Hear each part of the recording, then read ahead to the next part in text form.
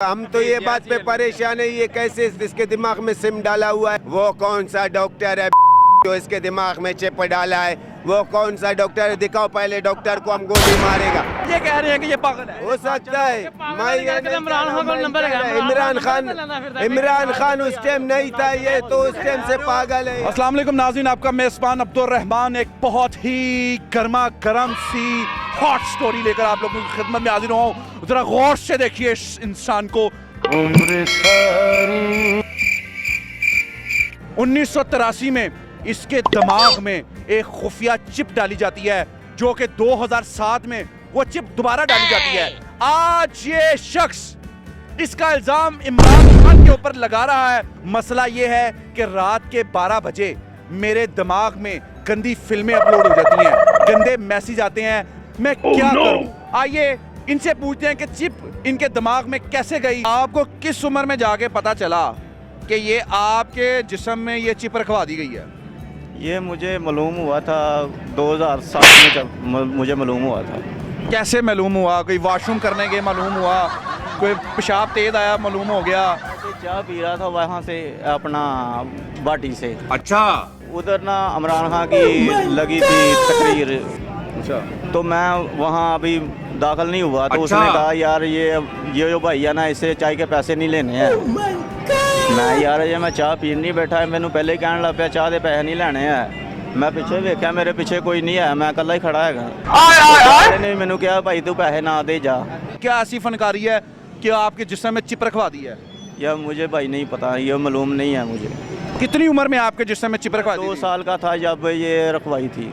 जिन्होंने चिप रखवाई है उनको कैसे पता था कि ये बड़ा होगा, बड़ा ज़हीन होगा? इमरान खान को पूछ लो तुसी जाके भी, जी तुसी चाह फ्री कही सी, जिन्हों नहीं किया भी चाह नहीं पीनी है, अपना पैसे नहीं देने, वो भाई का ना की है। इमरान खान का इसमें कितना आता है? इमरान खान का सबका आता है। दोबारा भी कोई चिप शिप पाई उन्होंने? दोबारा भी उन्होंने मेरे सुड़ी मारी भरा ने। अच्छा। हुण फिर उन्होंने कोई कार्ड शार्ड कोई रखा, कोई सिमा सुमा रखियां ने। मिस कॉल होंदी है? कॉल शाल आंदी है? मिस कॉल भी पता लगता जो कड़िक होंदी है ना। अच्छा। हाँ मालूम होंदा मैनू महसूस। एडे गंदे मैसेज है, मैं अपने आप तो सोच तो परेशान हो जाना यार। दिमाग चाहते चलते रहंदे ने। गंदियां फिल्मां भी बनदी होणगियां, हर शय चल। फिर की करदे हो? फिर भी हुण चुप करके बैठा हां। कोई कुड़ियां दे भी मैसेज आंदे ने कि खाली मुंडियां दे ही आंदे ने?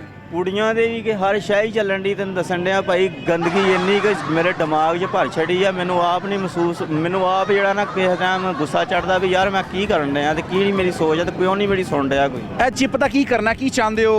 मैं ते आना भी बंद ही कर दिओ यार, हर शय नहीं बेहतरी ਇਹਦੇ 'ਚ ਹੀ ਹੈ। ਜਦੋਂ ਤੁਸੀਂ ਸਾਂਭ ਨਹੀਂ ਸਕਦੇ, ਰੱਖ ਨਹੀਂ ਸਕਦੇ ਘਰ, ਇਹਨੂੰ ਸਾਂਭ ਨਹੀਂ ਸਕਦੇ ਤੇ ਫਿਰ ਤੁਸੀਂ ਬੰਦ ਕਰਦੇ ਹੋ ਕਿਉਂ? ਐਵੇਂ ਕਿਹਦਾ ਨਾ ਕਦੀ ਤੁਸੀਂ ਆਪਣਾ ਕਿਹਦਾ ਨਾ ਵੀਡੀਓ ਚਲਾਈ ਹੁੰਦੀ, ਕੋਈ ਨਾ ਕੋਈ ਆਪਣਾ ਕਿ ਉਹਦਾ ਨਾ ਗੇਮ ਚਲਾਈ ਹੁੰਦੀ ਹੈ। ਤੁਹਾਡੀ ਨੀਂਦ ਵੀ ਖਰਾਬ ਹੋ ਜਾਂਦੀ ਹੋਗੀ ਜੋ ਅੱਧੀ ਰਾਤ ਤੁਹਾਨੂੰ ਕੋਈ ਗੰਦੇ ਮੈਸੇਜ ਜਾਂ ਟੋਟੇ ਆਉਂਦੇ ਹੋਣਗੇ। ਜ਼ਾਹਰ ਜ਼ਾਹਰ 40 ਸਾਲ ਦੀ ਉਮਰ ਹੈ, ਤੁਹਾਡਾ ਕੀ ਮਤਲਬ ਹੈ? ਇਹ ਬਕਵਾਸ ਕਰ ਰਿਹਾ ਹੈ, ਇਹ ਝੂਠ ਬੋਲ ਰਿਹਾ ਹੈ। बिल्कुल झूठ बोल रहे नहीं, ਉਹਨੂੰ ਸ਼ਰਮ ਨਹੀਂ की? उसको भी शर्म आना चाहिए। ਤੁਹਾਡੇ ਕਹਿਣ ਦਾ ਮਤਲਬ ਕੀ ਹੈ ਕਿ ਅਕਲ ਤੋਂ ਪੈਦਲ ਹੈ? मेरा मतलब है फिर असी ना, असी पागल है यार। और दिमाग च अगर गंदे गंदे मैसेज आते हैं तो ਤੁਹਾਡੇ कहने का की मतलब है कि आप बकवास कर रहे हैं? और की कह रहे हैं?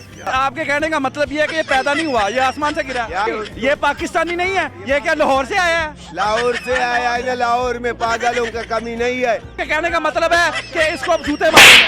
हाँ? आपके कहने का मतलब यही हकदार है। वजह यही है कि ये झूठ बोल रहा है। ज्यादा फैसला आपकी अदालत में छोड़ते हैं, आप जाने, ये जाने और ये जाने।